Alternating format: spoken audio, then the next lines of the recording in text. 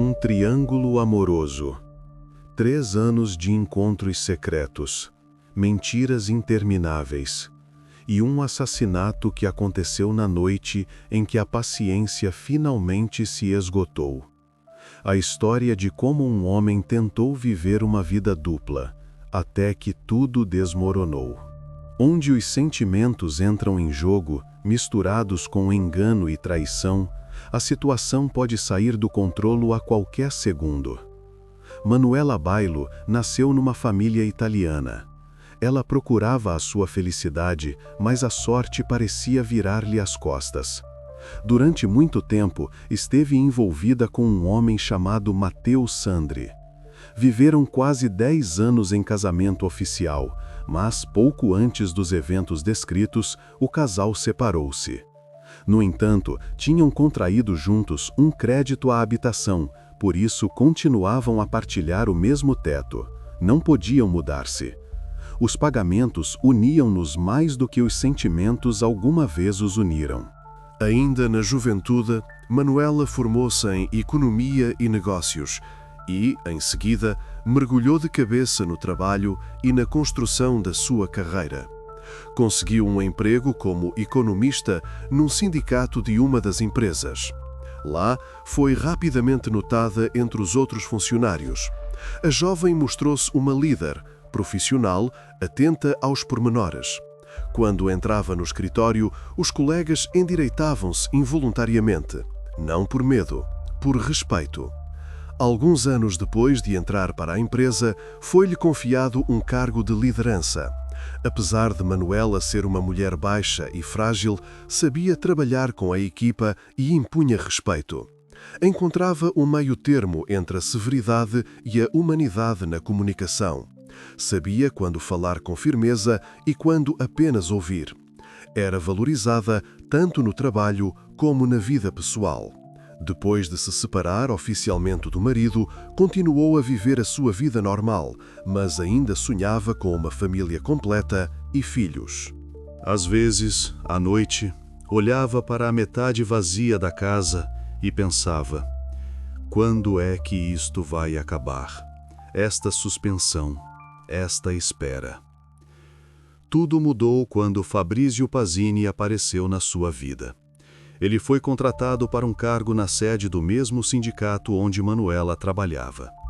O novato revelou-se alegre, aberto, pronto a ajudar, mas com um temperamento combativo. Praticava desporto, por isso estava sempre em forma e bem cuidado. Fabrizio era mais velho que Manuela. Este tipo de homem era muito diferente daqueles a que ela estava habituada. Adorava rugby com os amigos, airsoft, treinava constantemente. Chegou a transformar a sua casa de campo nos arredores de Cremona num campo de airsoft para os amigos. Na propriedade havia um verdadeiro polígono de tiro que lembrava um armazém com montes de camuflados e armas adaptadas para disparar bolas de plástico. Quando viu pela primeira vez o seu campo de jogos, ficou surpreendida. Um homem adulto a brincar aos soldados? Mas, por alguma razão, gostou daquilo, daquela infantilidade, daquela energia. Apesar de Manuela e Matteo se terem separado em 2015, ela ainda vivia com ele, mas sem qualquer intimidade. Durante algum tempo, chegou a pensar em tentar reatar a relação. Mas quando Fabrizio apareceu no seu mundo, essa ideia desapareceu por completo. Curiosamente, os ex-cônjuges continuavam a comportar-se em público como se ainda fossem um casal. Na rua, podiam andar lado a lado, cumprimentar os vizinhos. Ninguém notava nada. Apenas os amigos mais próximos entendiam o que realmente se passava. Eles não queriam expor os pormenores da sua vida pessoal, mas na verdade apenas se esforçavam para pagar o crédito à habitação da casa.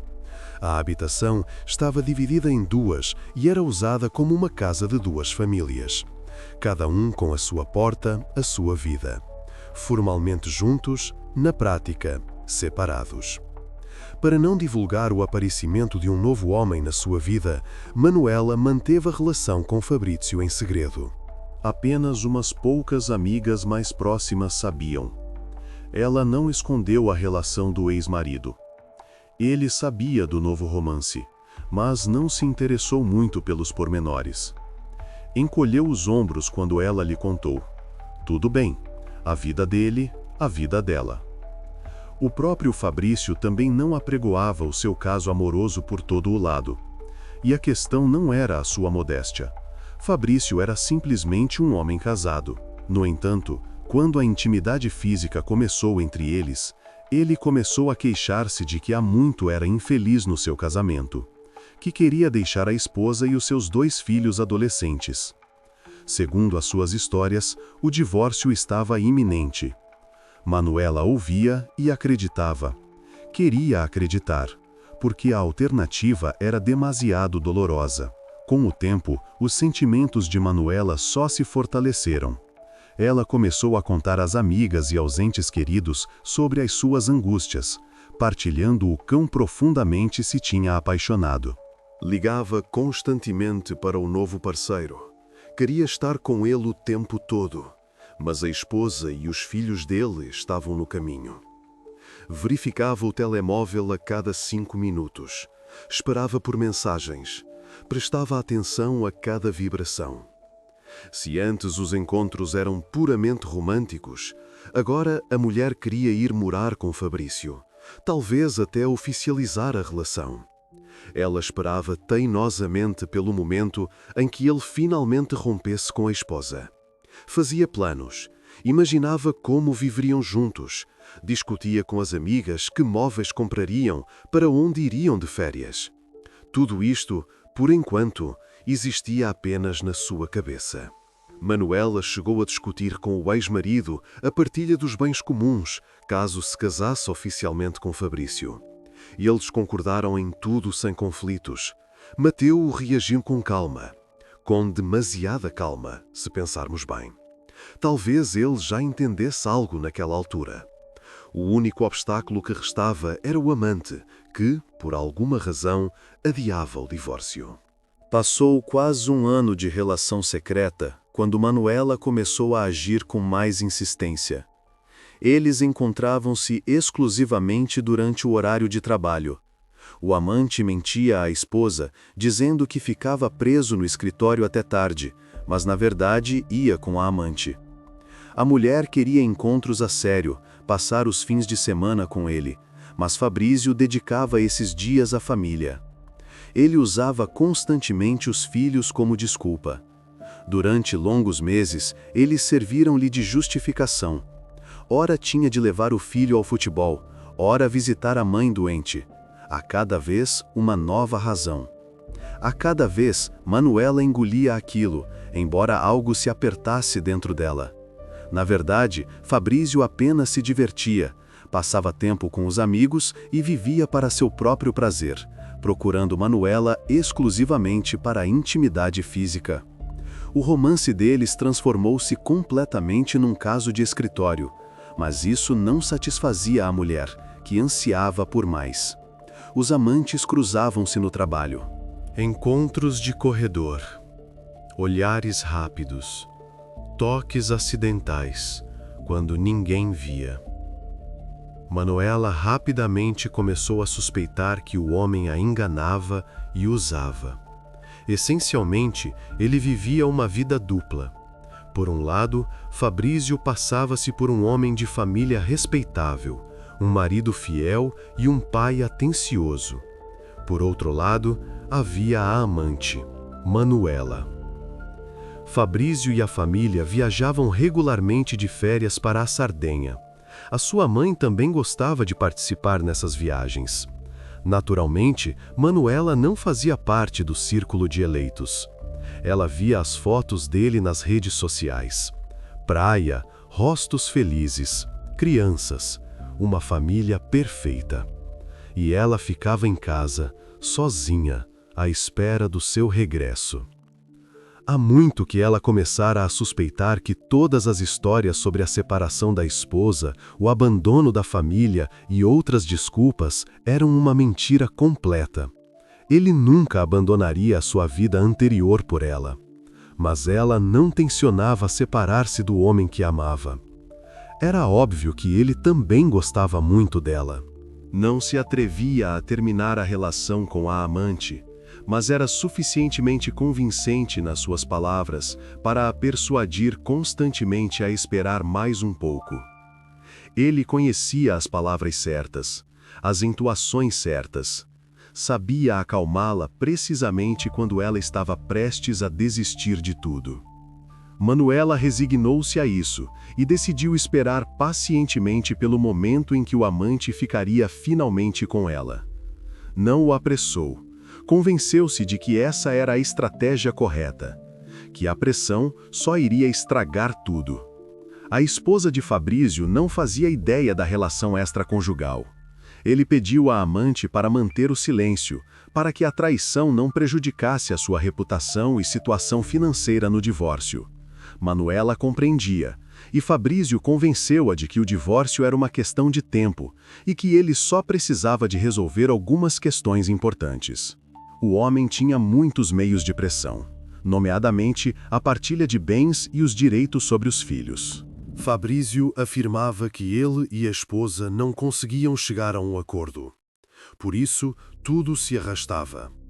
Ele terminava frequentemente a conversa com mais uma história sobre as complexidades dos processos judiciais, mas na verdade estava simplesmente a mentir à amante durante os encontros pessoais e conversas telefónicas. Falava longamente, em pormenor, com detalhes. Quanto mais detalhes, mais credível soa a mentira. Manuela ligava-lhe frequentemente quando não se podiam ver aos fins de semana. Ele ia à casa da amante, dizia que a relação com a esposa tinha acabado e que em breve estariam juntos, mas apenas para passar mais uma noite com ela. Dizia tudo o que ela queria ouvir. E depois voltava para casa, para a esposa. Fabrício continuava a mentir também à esposa. Tudo isto exigia sigilo. O engano ajudava a explicar por que não podia ver-se com a amante com mais frequência. Ele recusava constantemente idas ao cinema ou jantares em restaurantes para que o casal não fosse visto, mas concordava em encontrar-se apenas em locais isolados, por razões óbvias. Quartos de hotel nos subúrbios, a vivenda da mãe quando ela não estava em casa, o carro num parque de estacionamento vazio. No entanto, estávamos a falar de uma mulher habituada a tomar as rédeas da situação e a resolver tudo sozinha. Ela tornava-se cada vez mais insistente. As recusas de Fabrício eram recebidas com grande irritação.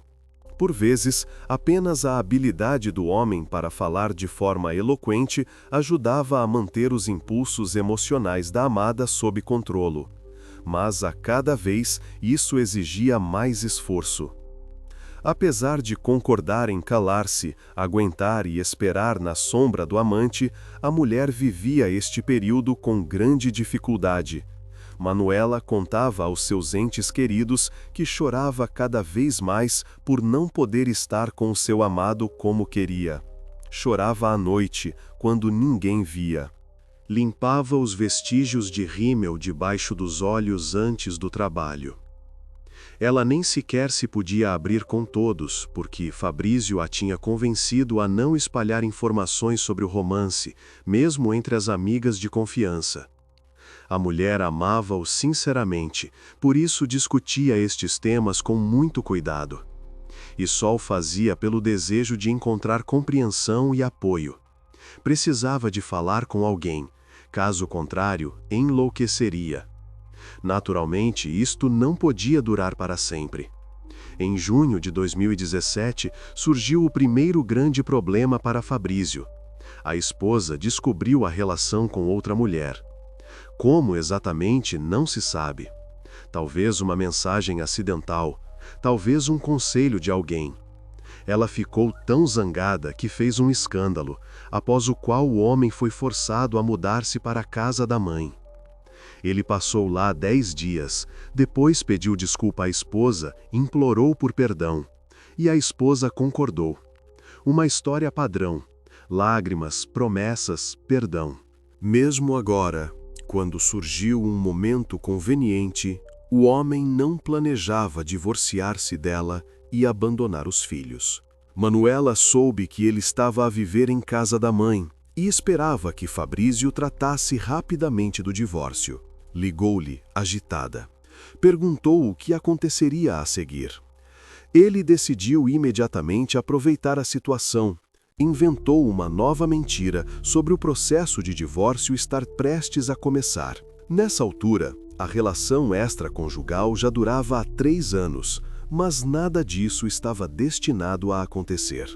Manuela apanhava-se muitas vezes a pensar que, para Fabrício, ela sempre fora apenas um brinquedo e uma forma de escapar à rotina familiar, de se divertir, de ter uma dose de adrenalina, qualquer coisa, menos um sentimento sério. Este pensamento surgia cada vez com mais frequência, especialmente quando estava deitada sozinha na cama, a olhar para o teto.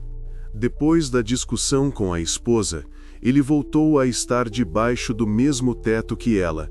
Por isso, a amante decidiu pôr um ponto final. Manuela estava tão cansada de toda aquela mentira que deu um ultimato ao amante.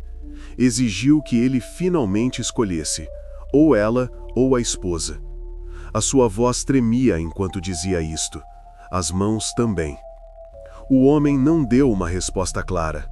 Ele já sabia como se comportar. Por isso, mais uma vez, começou a repetir as velhas histórias de que em breve se separaria da esposa, que até já tinha começado a preparar os documentos para o divórcio. Manuela já não acreditava nele, pois já tinha ouvido aquilo centenas de vezes. Mas queria acreditar. São coisas diferentes. Na primavera de 2018, ela exigiu o número de telefone da esposa para a contactar pessoalmente e descobrir se era verdade que se estavam a divorciar. Fabrício até concordou, mas quando Manuela ligou para o número, descobriu que ele lhe tinha dado uma combinação aleatória de dígitos. Um homem desconhecido atendeu o telefone, surpreendido, e claro, não era o número da sua esposa. Manuela ficou furiosa. Percebeu que ele estava a mentir outra vez. Ligou-lhe, gritou ao telefone. Ele ficou em silêncio, à espera que a tempestade passasse. Desta vez, a mulher decidiu terminar a relação, mas Fabrício não estava preparado. Ele declarou que iria imediatamente contar tudo à sua esposa. Meia hora depois, ligou à amante e disse que estava tudo acabado com a esposa, só faltava oficializar os documentos.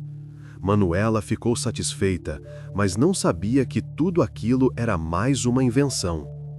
Ele tinha simplesmente ficado sentado no carro, num parque de estacionamento, à espera do tempo necessário antes de ligar, para parecer credível.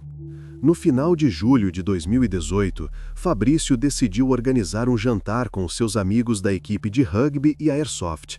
A sua esposa também estaria presente na festa. Entretanto, a mãe levou os netos e foi para a Sardenha. Em breve, o filho e a nora juntar-se-iam a eles, alguns dias após o encontro com o grupo. Apesar do evento planejado, o homem decidiu arranjar tempo também para a amante. Ele fazia sempre isso. Equilibrava-se entre duas vidas, como um equilibrista na corda bamba. A 27 de julho de 2018, combinaram encontrar-se num restaurante. À esposa, ele disse que tinha de visitar um amigo que se tinha magoado e não podia ir ao encontro. A amante disse que tinha de levar a mãe ao aeroporto para que ela fosse para a Sardenha. Naturalmente, era mentira, porque ela já lá estava. Manuela perdoou-lhe o atraso para o jantar, por isso agora esperava pelo encontro e por passarem a noite juntos. Enquanto esperava pelo amante, decidiu verificar se havia voos para a Sardenha, que a mãe de Fabrício supostamente apanharia, por mera curiosidade, ou por desconfiança. Abriu o site da companhia aérea, percorreu os horários, e assim descobriu que não havia nenhum voo naquele momento. O amante tentou enganá-la mais uma vez. Ela tentou novamente desmascarar a mentira. Levantou a questão de terminar a relação, pois acreditava que ele continuava a viver com a esposa. Escreveu-lhe uma longa mensagem, furiosa, com muitos pontos de interrogação. Ao receber mais uma série de mensagens zangadas, o homem tentou acalmá-la, assegurando-lhe que a noite juntos iria acontecer. Para isso, precisava de resolver alguns assuntos.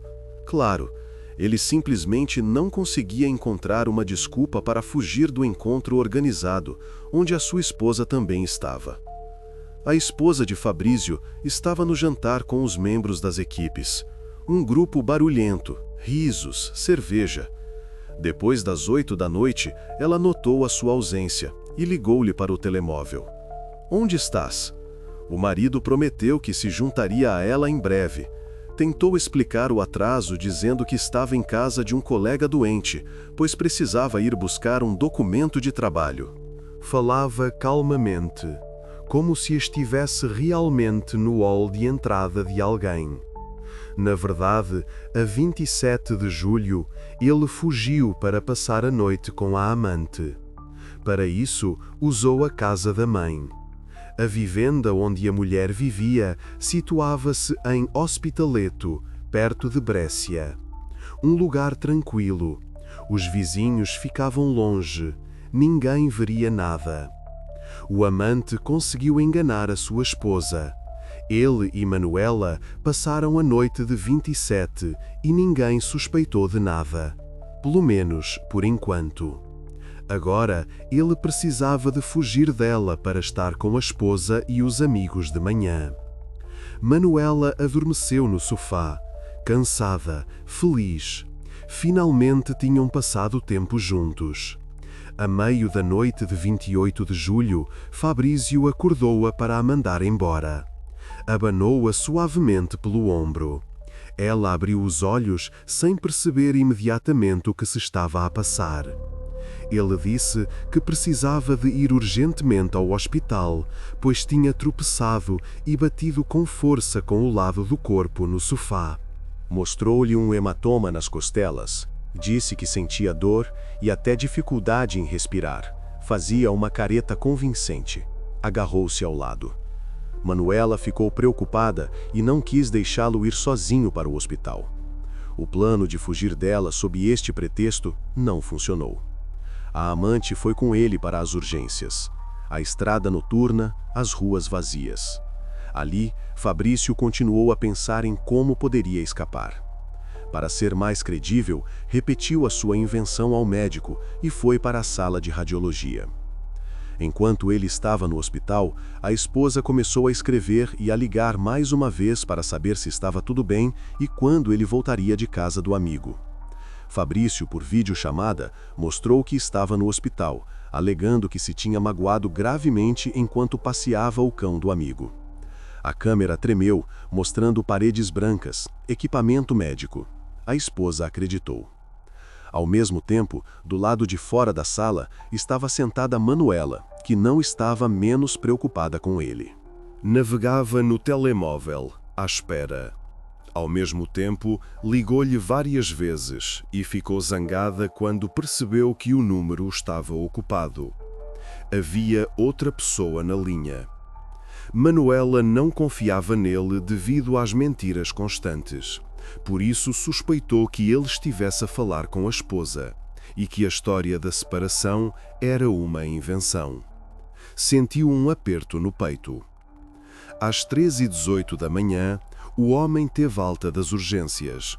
Como esperado, o raio-x não revelou nada, mas ele aproveitou novamente a situação. Voltou para casa com Manuela por volta das 4 da manhã. O céu já começava a clarear. Assim, o casal encontrou-se na propriedade da vivenda. Imediatamente, iniciou-se um conflito acalorado entre eles. A tensão acumulada durante meses veio à tona. A mulher estava insatisfeita por ele ter ignorado a maior parte das suas mensagens e chamadas enquanto estava na sala de radiologia. Manuela não conseguiu contactá-lo várias vezes. Por isso tinha a certeza de que ele esteve a falar com a esposa todo aquele tempo. A mentira descoberta enfureceu-a. A sua voz elevou-se. As mãos tremeram. Mais uma vez, ele teve de inventar uma mentira para se justificar, mas já não estava a funcionar. Manuela voltou a levantar a questão de uma separação definitiva, afirmando que estava demasiado cansada do papel de amante, que não queria viver uma vida dupla e por isso propunha que terminassem tudo. Falava depressa, engasgando-se nas palavras. Claro, era um bluff. Na verdade, ela queria estar com ele e esperava que as suas palavras o convencessem a deixar a esposa. Mas não funcionou. A mulher ficou ainda mais zangada quando Fabrício confessou tudo e também lhe disse que planeava ir para a Sardenha nos próximos dias com a sua esposa e filhos. Disse-o de forma simples, como se estivesse a falar do tempo. Depois disso, Manuela, que durante todo este tempo acreditava que faltava muito pouco para viver com o seu amado, sentiu-se traída. Ela continuou a gritar tão alto que Fabrício sugeriu que entrassem em casa para não chamar a atenção dos vizinhos. Pegou-lhe na mão. Ela recuou, mas seguiu-o. As janelas das casas vizinhas estavam escuras, mas ele temia que alguém acordasse, ouvisse, se lembrasse. Algumas horas depois, o homem voltou para junto da sua esposa e amigos. Comportou-se como se nada tivesse acontecido. Brincou, riu, bebeu cerveja. Quando, depois do fim de semana, Manuela, de 35 anos, não apareceu no trabalho, os colegas ficaram preocupados. Primeiro, pensaram que estava doente, mas ela avisava sempre. Toda a situação parecia cada vez mais estranha, pois não conseguiam contactá-la pelos meios habituais. Ela comunicava apenas por mensagens de texto, respostas curtas, sem pormenores. A primeira a ligar a Fabrício foi Francesca, uma das melhores amigas de Manuela. A mulher sabia do triângulo amoroso. Pediu explicações sobre o porquê de Manuela estar a ignorar toda a gente e a comportar-se de forma estranha. Isto aconteceu na terça-feira, depois de ela ter estado ausente todo o fim de semana. Fabrício declarou que não sabia pormenores, pois não via a mulher desde a sexta-feira anterior. Falava de forma preocupada, as entoações certas. Ele fingiu preocupação e pediu a Francesca que o contactasse se soubesse de alguma notícia. Depois, desligou e suspirou. Depois disso, o homem continuou a passar tempo com a sua esposa, tirando até selfies e enviando-as aos filhos, que estavam na Sardenha com a avó. Sorria para a câmera. Abraçava a esposa. Um quadro perfeito.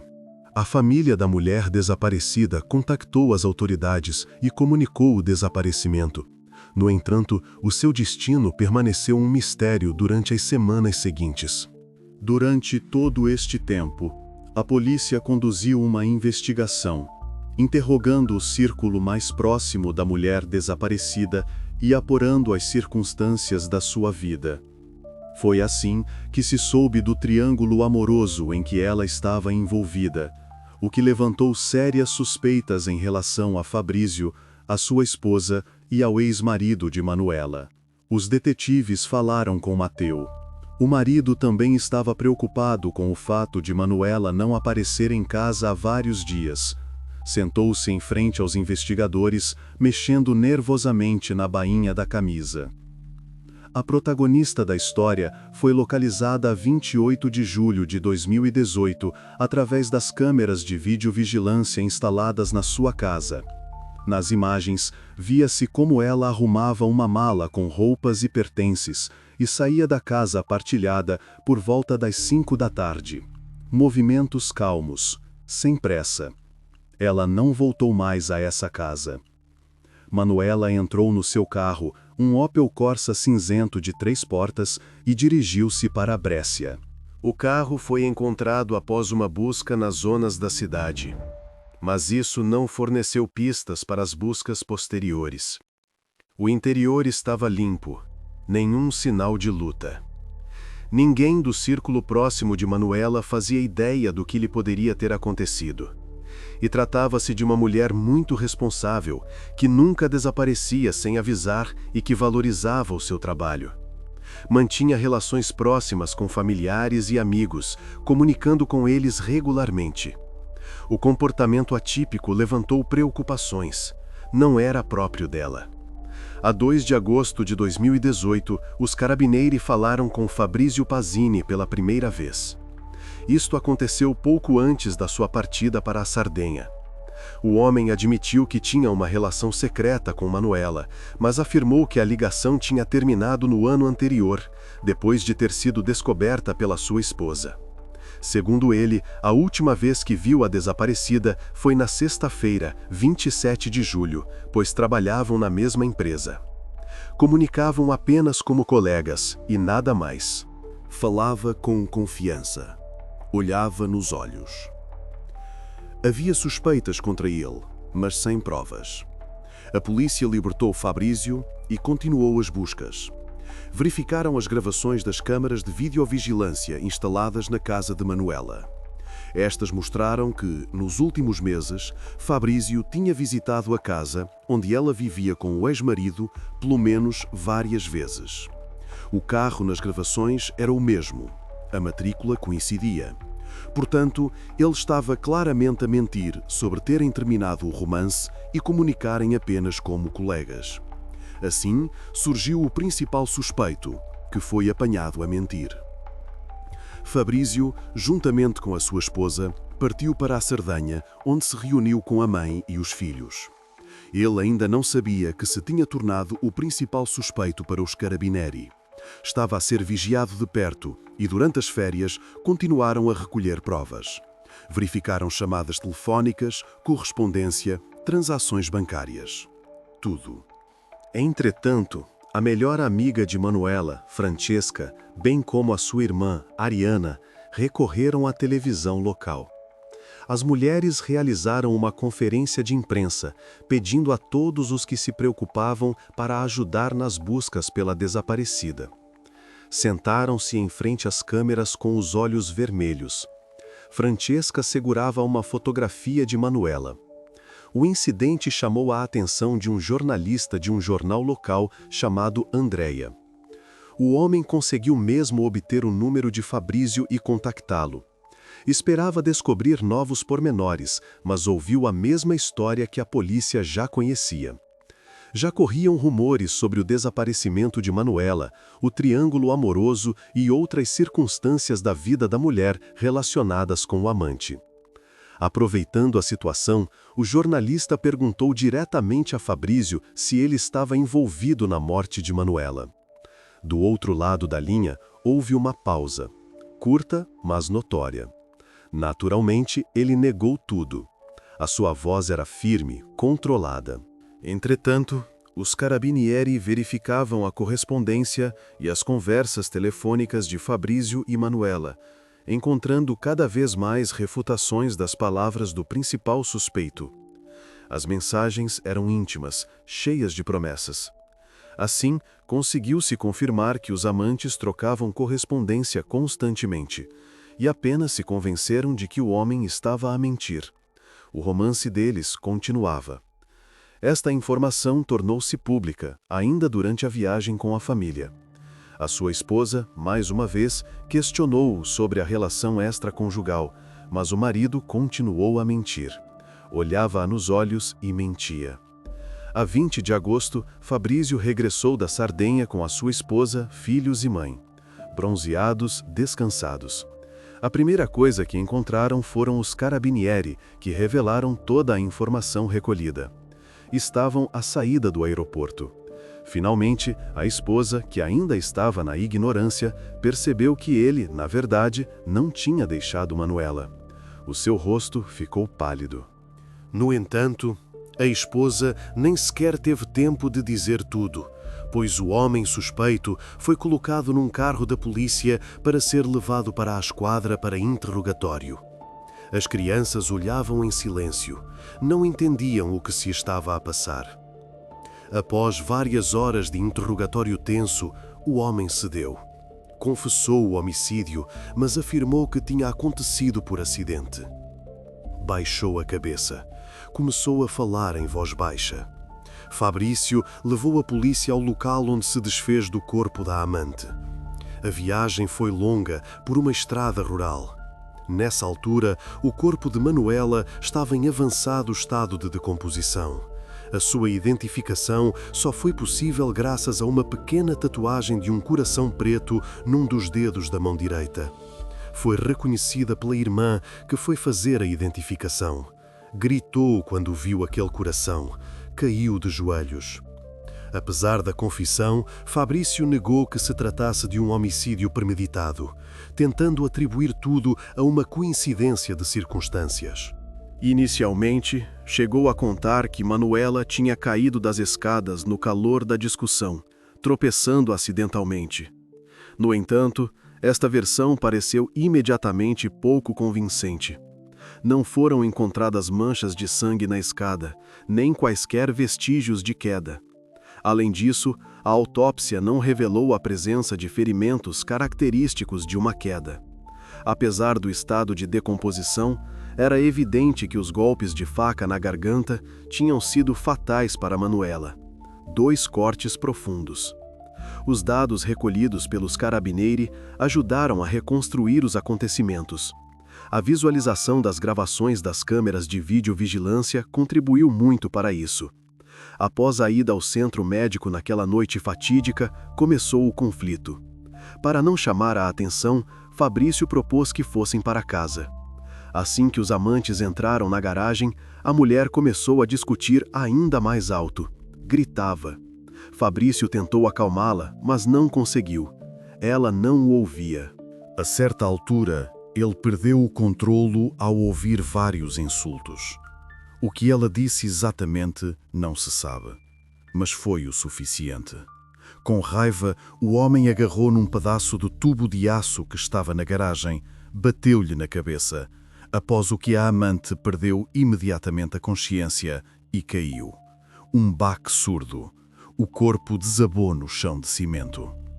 Fabrício entrou ainda mais em pânico, mas em vez de a ajudar, pegou numa faca que estava na bancada da garagem e cortou-lhe a garganta 2 vezes. Os movimentos foram rápidos, decisivos. No chão formou-se uma poça de sangue que crescia cada vez mais, escura, quase preta, à luz da noite. Fabrício percebeu que precisava de se livrar do corpo. Por isso, a primeira coisa que o assassino fez foi envolver a frágil Manuela num grande saco do lixo e selá-lo com fita adesiva. As mãos tremiam, a fita colava-se aos dedos. Ele colocou o corpo na bagageira do seu carro e depois começou a limpar os vestígios do crime na casa. Lavou o chão, as paredes. Trabalhou de forma rápida e metódica.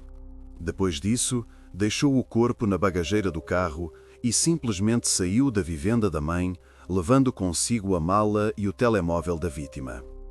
Ligou o rádio para abafar o silêncio, para não ouvir os seus próprios pensamentos. A 28 de julho, Fabrício encontrou-se com a sua esposa e mentiu mais uma vez para justificar a sua longa ausência. Paralelamente, usou o telemóvel de Manuela para enviar mensagens aos seus familiares, empregador e amigos. Escrevia frases curtas, tentava imitar o seu estilo. Ele ainda pensava em como se livrar do corpo da forma mais segura possível. O homem planeava encontrar um local seguro onde pudesse descartar o saco para que nunca fosse encontrado. Ele tentou de todas as formas ganhar tempo, informando os colegas de Manuela que ela estava com febre e que precisava de ficar alguns dias em casa a descansar. Se isto funcionou com os colegas, a família da vítima notou imediatamente que as mensagens da mulher se tinham tornado estranhas. Não eram as mesmas palavras, não era a mesma entoação. Tentaram contactá-la por telefone para ouvir a sua voz. Naturalmente, foram ignorados. A 30 de julho, Fabrício vestiu o seu uniforme de camuflagem, que usava para jogar airsoft. Olhou-se ao espelho. O seu rosto estava calmo.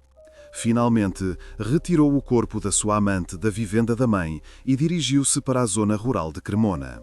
Ali ficava a tal casa de campo onde ele jogava e treinava periodicamente com a sua equipa. O lugar onde um dia fora feliz. O homem atirou o saco de plástico com o corpo para uma fossa séptica. Depois, desligou o telemóvel de Manuela, que tinha usado nos últimos dias, e também o descartou. Ficou parado por alguns segundos. Silêncio. Apenas o vento nas árvores. Nos dias seguintes, voltou a esse local, provavelmente para se certificar de que os restos mortais não tinham sido encontrados e não poderiam ser descobertos. Verificava, escutava, temia que alguém os encontrasse por acaso. No bolso da porta do seu carro Mitsubishi foram encontradas 2 facas usadas durante o homicídio. Uma estava limpa, a outra com vestígios de sangue. Esta tornou-se mais uma prova convincente da sua culpa em tribunal. O julgamento pelo homicídio de Manuela Bailo decorreu em processo abreviado. O procurador pedia a pena máxima, 30 anos. No entanto, no final do processo, Fabrizio Passini, de 48 anos, foi condenado a 16 anos de prisão. Ele permaneceu imóvel enquanto a sentença era lida. Não se moveu, não chorou. Curiosamente, os detetives nunca conseguiram desvendar o motivo exato do homicídio. O próprio criminoso afirmou que foi acidental, num acesso de raiva. No entanto, todos os que conheciam bem a história da sua relação extraconjugal acreditavam que Fabrício simplesmente se tinha encurralado com as suas próprias mentiras. Uma teia de enganos de 3 anos da qual não havia saída. Apenas uma forma de acabar com tudo. A esposa, de quem ele nunca se separou, tomou a iniciativa e pediu o divórcio. Ao saber da continuação do caso e do assassinato, ela ganhou em tribunal os bens, a pensão de alimentos e privou-o da possibilidade de ver os filhos, pelo menos até atingirem a maioridade. Nem a esposa nem os filhos o visitam na prisão. Ele escreve cartas. Elas voltam sem ser abertas.